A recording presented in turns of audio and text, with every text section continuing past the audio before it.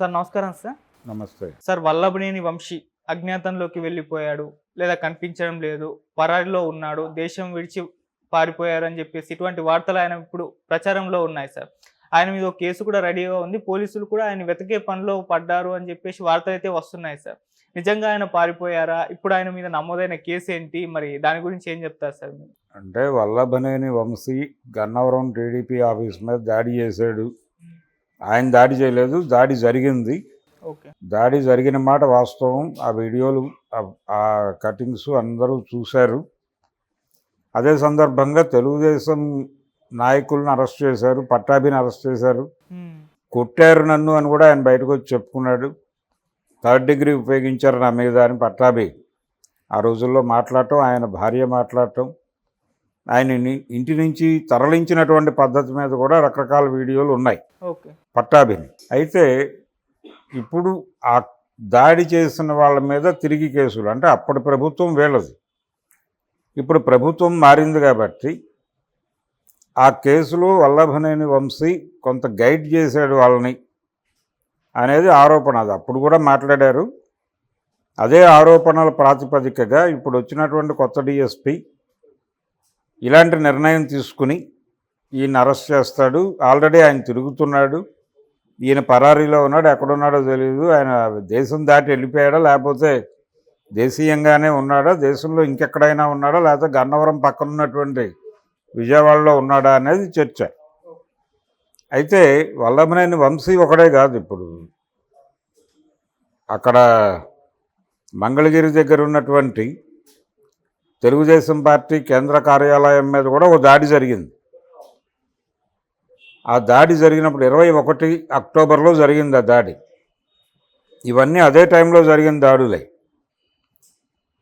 కాబట్టి ఆ దాడి సందర్భంగా పోలీసుల్ని ఇన్వాల్వ్ అవ్వద్దు అని చెప్పి, వైసీపీ కార్యకర్తలు దాడి చేస్తాము అని చెబితే మీరు దాడి చెయ్యండి అని వాళ్ళకి చెప్పి, పోలీసులారా మీరు ఇన్వాల్వ్ అవ్వకండి, వీలైతే అక్కడి నుంచి తప్పుకోండి అని చెప్పి పోలీసుల్ని తప్పించి ఆ దాడికి సహకరించాడు అనే ఉద్దేశంతో సజ్జల రామకృష్ణారెడ్డి మీద కూడా ఒక కేసు ఫైల్ చేయడానికి ప్రయత్నాలు జరుగుతున్నాయి. ఆ రోజున కేంద్ర కార్యాలయం మీద దాడి చేసిన వాళ్ళలో, దాడి నిర్వహించిన వాళ్ళలో దేవినేని అవినాష్ ఉన్నాడనే మాట కూడా బయటకు వచ్చింది.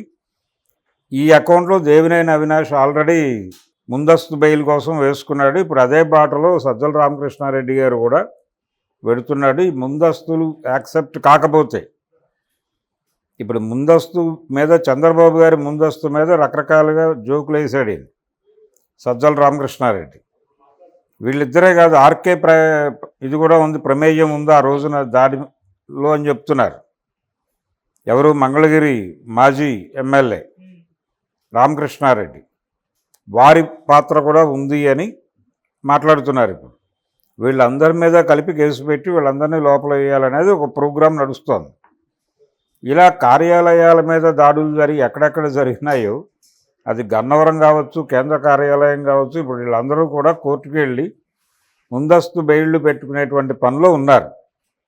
ఈ ముందస్తు బెయిళ్లు అడ్మిట్ అయితే బయట ఉండి కోర్టు వాయిదాలకు వెళ్తారు, లేకపోతే లోపల నుంచి వాయిదాలకు వెళ్తారు.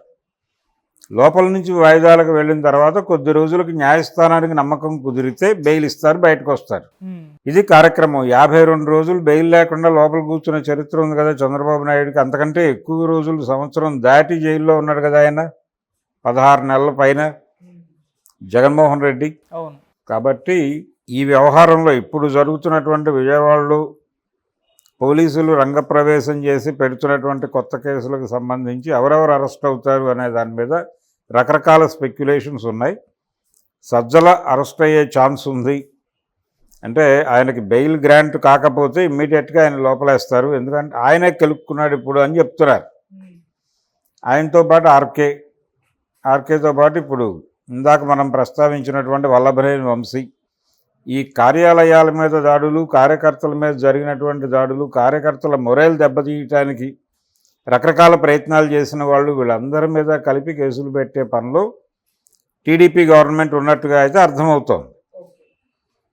ఈ ప్రోగ్రాంలో భాగంగానే ఈ కేసుల్లో వీళ్ళందరినీ అరెస్ట్ చేస్తారా, లేకపోతే కోర్టు వీళ్ళు ఆల్రెడీ పెట్టినటువంటి ఈ ముందస్తు బెయిల్ పిటిషన్ల మీద పాజిటివ్ డెసిషన్ తీసుకుంటే వీళ్ళకి ఇచ్చిన ఇబ్బంది ఏం లేదు. అక్కడ జామీన్ పూచీదారుల్ని ప్రవేశపెట్టి వెళ్ళిపోతారు అంతే బెయిల్ మీద. అందుకని ఇది చిన్న విషయం, చితక విషయం కాదు. వల్లభనేని వంశీ వరకే పరిమితమైన గొడవ కాదు ఇది.